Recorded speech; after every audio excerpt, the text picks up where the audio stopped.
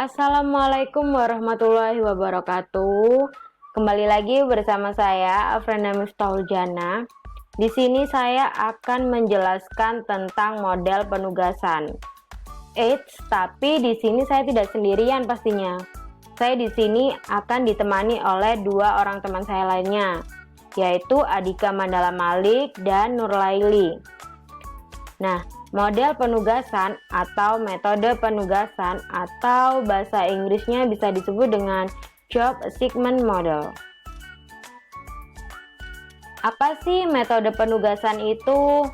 Metode penugasan atau assignment method merupakan bagian dari linear programming yang digunakan untuk mengalokasikan pekerjaan kepada subjek atau orang tertentu agar diperoleh hasil yang optimal.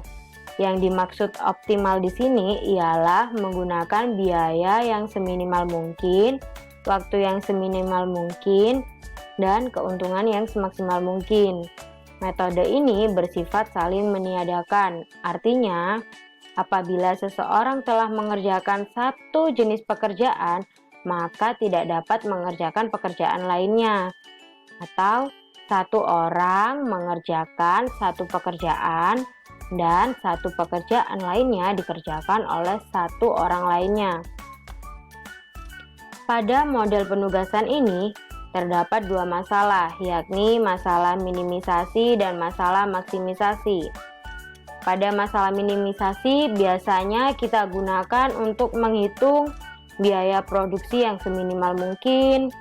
Biasanya kita hitung waktu tempuh pengerjaan yang seminimal mungkin dan menghitung gaji atau upah yang seminimal mungkin.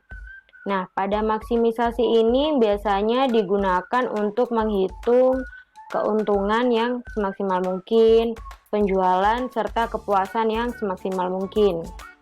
Nah, sebelum itu persyaratan yang harus dipenuhi sebelum kita menghitung masalah minimisasi dan maksimisasi. Persyaratan yang harus dipenuhi ialah jumlah pekerja harus sama dengan jumlah pekerjaan, atau jumlah subjek harus sama dengan jumlah objek. Nah, di sini kita akan membahas yang pertama masalah minimisasi.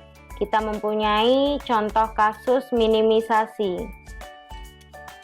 Suatu perusahaan kecil mempunyai 3 pekerjaan yang berbeda untuk diselesaikan oleh 3 karyawan yang berbeda pula. Biaya penugasan pada karyawan akan berbeda, karena sifat pekerjaannya yang diberikan pun akan berbeda, serta pengalaman kerja dan latar belakang pendidikan yang berbeda pula. Sehingga penyelesaian pekerjaan yang sama oleh para karyawan-karyawan yang berlainan juga berbeda. Pada tabel setelah ini akan ditunjukkan biaya penugasan karyawan untuk bermacam-macam pekerjaan. Nah, bisa kita lihat pada tabel ini. Pada karyawan 1, pekerjaan 1 upahnya 12.000, pekerjaan 2 upahnya 16.000 dan pekerjaan 3 upahnya 20.000. Pada karyawan kedua, pekerjaan pertamanya upahnya 30.000, pekerjaan keduanya 22.000 dan pekerjaan tiganya 26.000. Begitu seterusnya. Nah, pertanyaannya, apakah alokasi tersebut telah optimum untuk menghasilkan total biaya alokasi atau transport cost yang paling minimum? Bagaimana cara pengalokasiannya? Nah, pertama kita sudah memvisualisasikan tabel penugasan seperti ini agar memudahkan kita untuk menghitung. Nah, yang pertama yaitu mencari solusi penugasan dengan menyusun total opportunity cost table. Dalam menyusun tabel tersebut, maka yang harus dilakukan adalah mengurangi elemen pada setiap baris dengan elemen terkecil pada baris tersebut. Pengurangan baris akan menghasilkan tabel seperti ini. Nah, kita lihat pada baris pertama ada angka 12, 16, dan 20. Pada baris pertama bisa kita lihat bahwa angka yang paling kecil adalah angka 12. Nah, Tentunya angka 12 ini akan dikurangkan dengan angka-angka yang ada pada baris pertama, yaitu 12 dikurangi 12 hasilnya 0, dan 16 dikurangi 12 hasilnya 4, serta 20 dikurangi 12 hasilnya 8. Nah, pada baris kedua bisa kita lihat bahwa angka yang paling kecil adalah angka 22. Jadi 30 dikurangi 22 adalah 8, dan 22 dikurangi 22 adalah 0, serta 26 dikurangi 22 adalah 4. Begitu seterusnya. Nah, berikutnya periksa baris dan kolom yang masih belum mempunyai angka 0. Ternyata dari tabel di atas pada kolom ketiga belum mempunyai angka 0. Untuk memperoleh angka 0 dilakukan cara yang sama pada langkah pertama. Akan tetapi dalam hal ini yang dikurangkan adalah biaya pada kolom ketiga. Berikut cara memperolehnya. Nah, bisa kita lihat pada kolom ketiga ini belum memiliki 0. Sedangkan kolom pertama dan kolom kedua sudah memiliki 0. Nah, jadi di sini kita harus mengurangkan angka terkecil dari kolom ketiga. Angka terkecil pada kolom ketiga ialah angka 4. Berarti 8 dikurangi 4 hasilnya 4, 4 dikurangi 4 hasilnya 0, dan 6 dikurangi 4 hasilnya 2. Nah, pada tabel ini bisa kita lihat bahwa tabel pertama sudah memiliki 0, tabel kedua sudah memiliki 0, tabel ketiga sudah memiliki 0. Maupun barisnya pun juga sudah melengkapi 0. Baris pertama juga sudah memiliki 0, baris kedua memiliki 0, serta baris ketiga sudah memiliki 0. Nah, untuk langkah berikutnya adalah mencari schedule penugasan dengan suatu total opportunity cost 0. Untuk mencari solusi optimum penugasan dibutuhkan 3 independent zeros dalam tabel. Hal tersebut dilakukan dengan tujuan setiap karyawan harus ditugaskan hanya untuk satu pekerjaan, untuk satu opportunity costing, atau dapat juga diartikan bahwa setiap pekerjaan harus diselesaikan hanya oleh satu karyawan. Prosedur praktis untuk melakukan tes optimalisasi adalah dengan menarik sejumlah garis horizontal dan atau garis vertikal yang meliputi seluruh elemen yang bernilai 0 dalam tabel total opportunity cost. Bila diperoleh jumlah garis sama dengan jumlah baris atau kolom, maka dapat disimpulkan bahwa penugasan optimal adalah feasible. Saya ulangi lagi, bila diperoleh jumlah garis sama dengan jumlah baris atau kolom, maka dapat disimpulkan bahwa penugasan optimal adalah feasible. Dalam pembuatan garis untuk menutup angka-angka 0 dapat dilakukan secara sembarang. Namun dalam masalah penugasan ini, jumlah garis minimum yang diperlukan adalah 3. Kenapa 3? Karena saya membuat 3 karyawan yang berbeda serta 3 pekerjaan yang berbeda. Maka dari itu jumlah garis yang dibutuhkan di sini adalah 3, sehingga bisa dikatakan optimum. Nah, pada tabel ini bisa kita lihat yang saya blok dengan warna abu-abu ini kita artikan dengan garis ya. Nah, garis pertama ada pada kolom pertama, garis kedua berada pada baris kedua, serta garis ketiganya ada pada baris ketiga. Nah, di sini ketiga baris ini sudah dikatakan optimum dikarenakan itu tadi karyawannya jumlahnya 3 serta pekerjaan jumlahnya 3. Nah, tabel di atas sudah optimum ya. Jadi bisa kita simpulkan bahwa pekerjaan job 1 diserahkan kepada karyawan 1, pekerjaan job 2 diserahkan kepada karyawan 3, serta pekerjaan job 3 diserahkan kepada karyawan 2. Mengapa demikian? Kita lihat. Karyawan 1 tepat memiliki 0 pada job 1. Jadi langsung bisa kita simpulkan bahwa pekerjaan 1 atau job 1 diserahkan kepada karyawan 1 dengan upah 12.000. Nah, selanjutnya pada pekerjaan job 2. Kita lihat pada pekerjaan job 2 di sini yang memiliki 0 adalah karyawan nomor 2 serta karyawan nomor 3. Nah, pada karyawan nomor 2 memiliki 0 pada job 2 serta job 3. Jadi, yang lebih didahulukan adalah si karyawan nomor 3 dikarenakan karyawan nomor 3 hanya memiliki tepat 1 0 pada job kedua. Jadi job kedua atau pekerjaan job 2 diserahkan pada karyawan 3 dengan upah 28.000. Dengan upah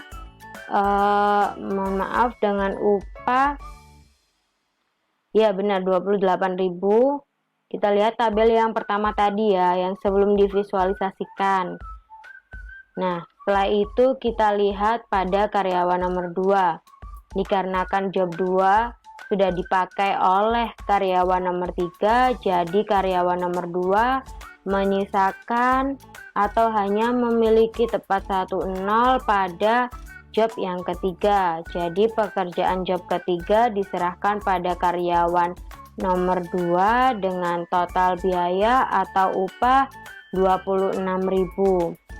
Nah, dari ini kita sudah dapat menyimpulkan bahwa kita bisa mencari pekerjaan serta karyawan dengan hasil yang seminimal mungkin. Nah, setelah ini akan kita bahas lagi mengenai kasus dari masalah maksimisasi yang akan disampaikan oleh teman saya selanjutnya. Terima kasih, mohon maaf apabila saya ada salah-salah kata dalam menjelaskan. Assalamualaikum warahmatullahi wabarakatuh. Perkenalkan, saya Adika Mandala Malik dari kelompok 7 dengan metode penugasan. Pada kesempatan kali ini saya akan membahas tentang maksimisasi.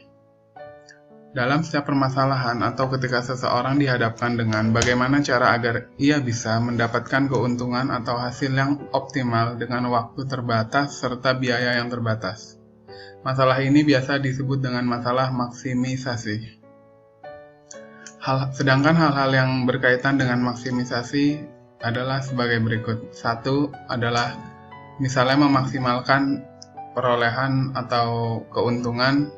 Yang kedua, untuk melihat maksimum prestasi yang bisa dicapai oleh murid atau mahasiswa.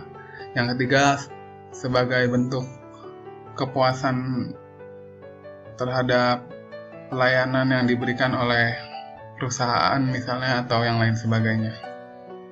Untuk memudahkan, mari kita simak kasus maksimisasi berikut ini. Suatu kelompok organisasi sedang mencari beberapa orang yang akan dimintai tolong untuk mengisi materi dalam suatu kegiatan.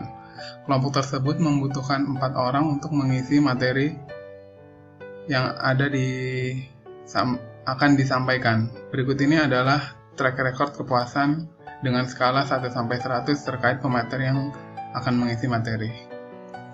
Nama pemateri ada Joko, Fahim, Imam, dan Ardi, sedangkan materi yang akan disampaikan ada kepemimpinan, agama, organisasi, dan kepedulian dengan skala penilaian dari masing-masing pemateri atas materinya sebagai berikut. Nah, dengan menggunakan maksimisasi, nanti kita akan mengetahui sejauh mana potensi dari pemateri terkait dengan materi yang akan disampaikannya. Nah, berhubung dengan kali ini kasus maksimisasi, maka langkah pertama yang harus dilakukan adalah setiap baris harus diselisihkan dengan angka yang paling besar pada baris tersebut. Selisihkan berarti nilai terbesar dikurangi nilai terkecil.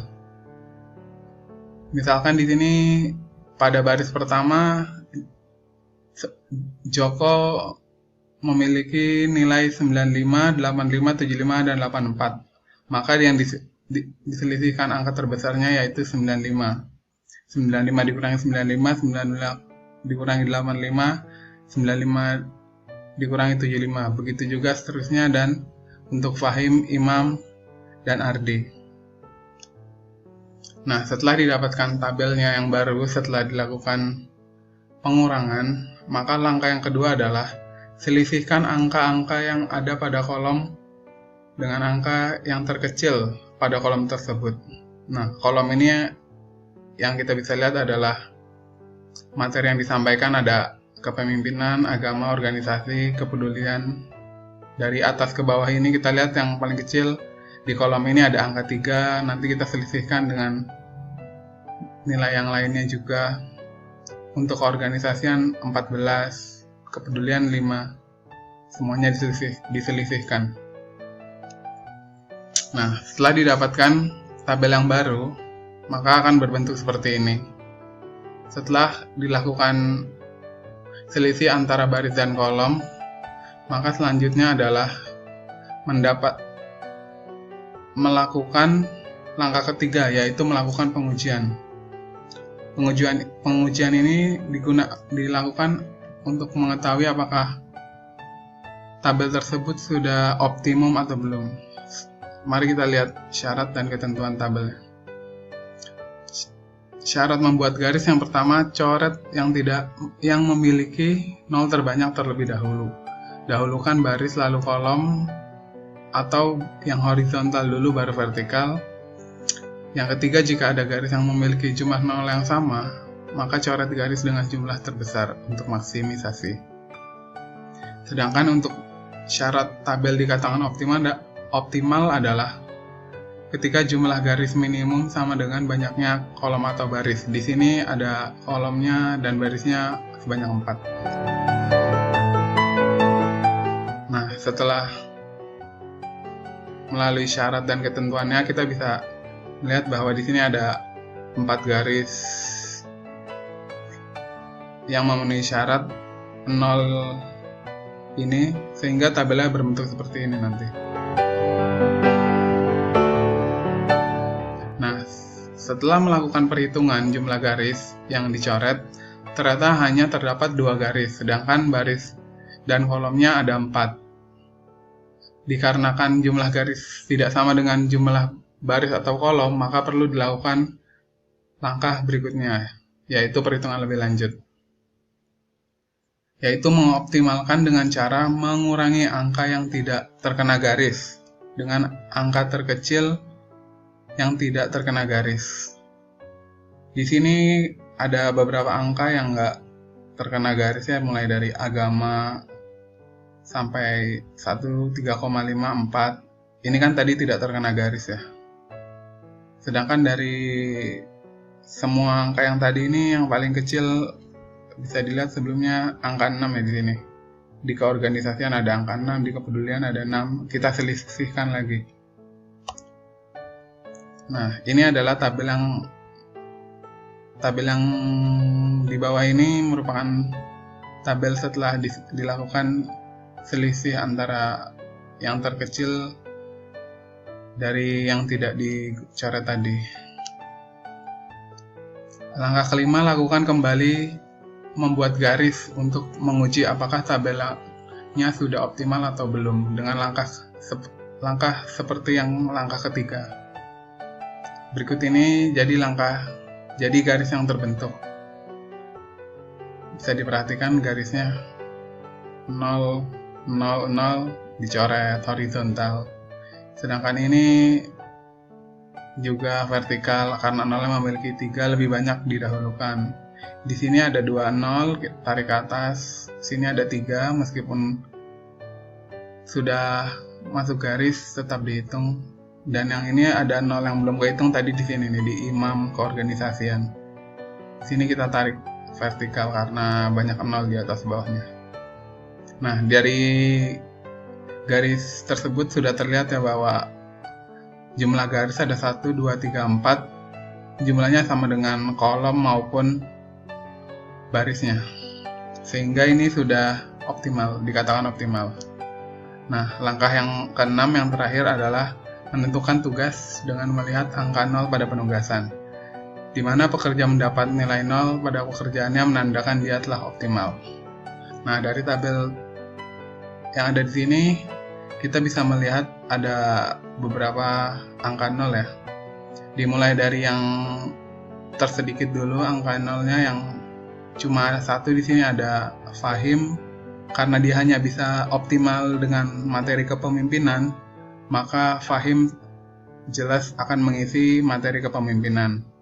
Untuk Imam, karena dia bisa melakukan optimal dengan materi kepemimpinan dan organisasi, sedangkan kepemimpinan sudah diambil oleh Fahim, maka dia akan mengisi keorganisasian. Untuk Ardi, dia akan mengisi materi agama, karena yang tersisa hanya Ardi dan Joko, sedangkan Joko tidak bisa mengisi materi agama. Berarti Joko yang terakhir akan mengisi materi kepedulian. Sekian presentasi dari saya, kurang lebihnya mohon maaf. Wassalamualaikum warahmatullahi wabarakatuh. Assalamualaikum warahmatullahi wabarakatuh. Nama saya Nurlaili. Di sini saya akan menjelaskan permasalahan penugasan dengan tabel jumlah baris dan kolom yang tidak sama. Di sini saya mengambil contoh kasus minimisasi di mana pengusaha muda akan membuka pabrik baru dan membutuhkan pekerjaan di bagian manajer, teknisi, dan operator. Namun pada waktu pelamaran dibuka, terdapat 4 pendaftar untuk masing-masing pekerjaan yang tersedia. Para pelamar tersebut pun merinci terkait gaji yang diinginkan untuk mengisi pekerjaan-pekerjaan tersebut. Rincian gajinya sebagai berikut, di mana ada 4 pelamar yang berposisi sebagai baris, yaitu Budi, Asep, Udin, dan Fulan.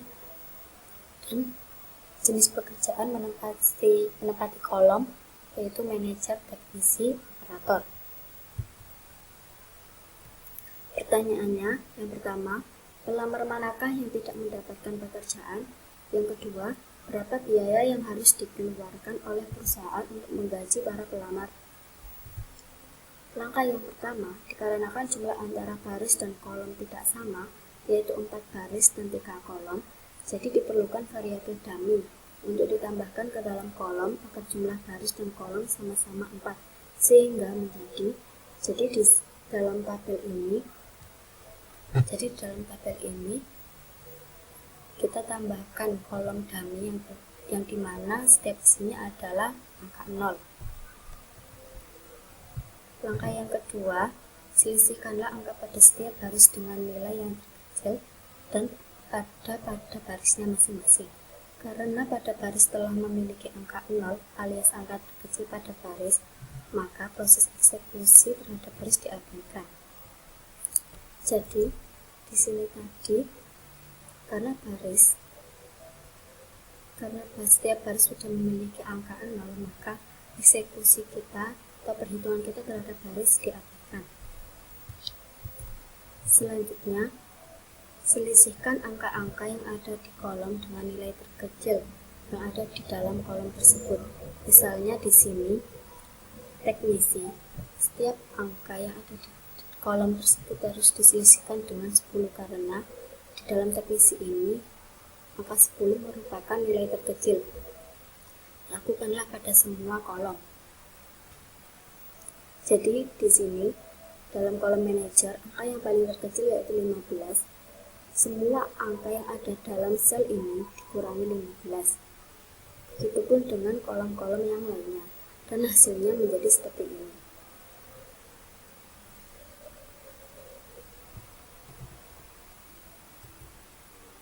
Lalu, buatlah garis buatan secara vertikal atau horizontal dalam jumlah minimal dengan melewati angka 0 terbanyak pada baris atau kolom tersebut. Angka 0 yang telah terkena garis buatan tidak dapat digunakan kembali untuk membuat garis buatan yang lain. Jadi di sini perlu diperhatikan bahwa angka 0 yang telah terlewati oleh garis buatan maka tidak dapat terkena garis buatan lagi.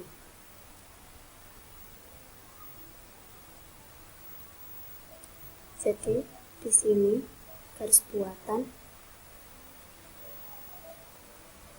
terdapat 4, yaitu horizontal 2 dan vertikal 2.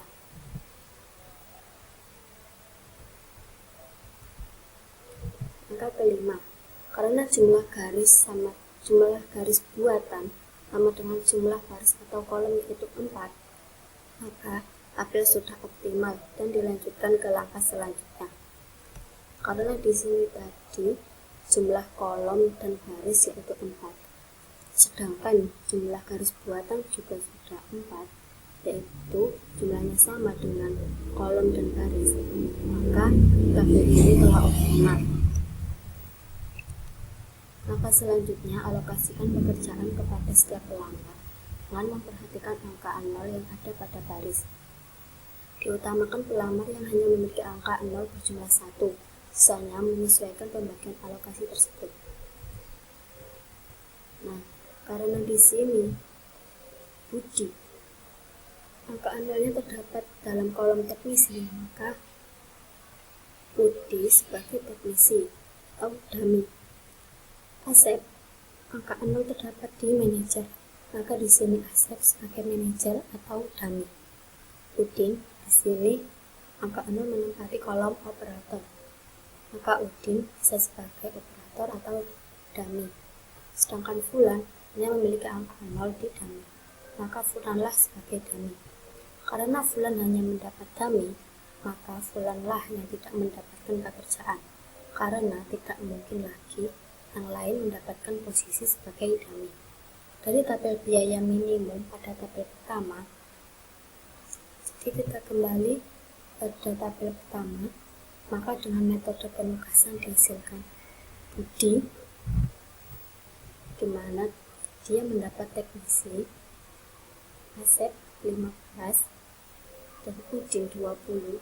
Jadi biaya minimum dari metode penugasan adalah biaya minimum yang harus dikeluarkan oleh pabrik ini yaitu 4.500.000 untuk menggaji semua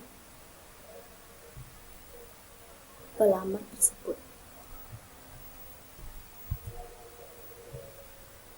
Mungkin itu saja dari saya, semoga bisa bermanfaat.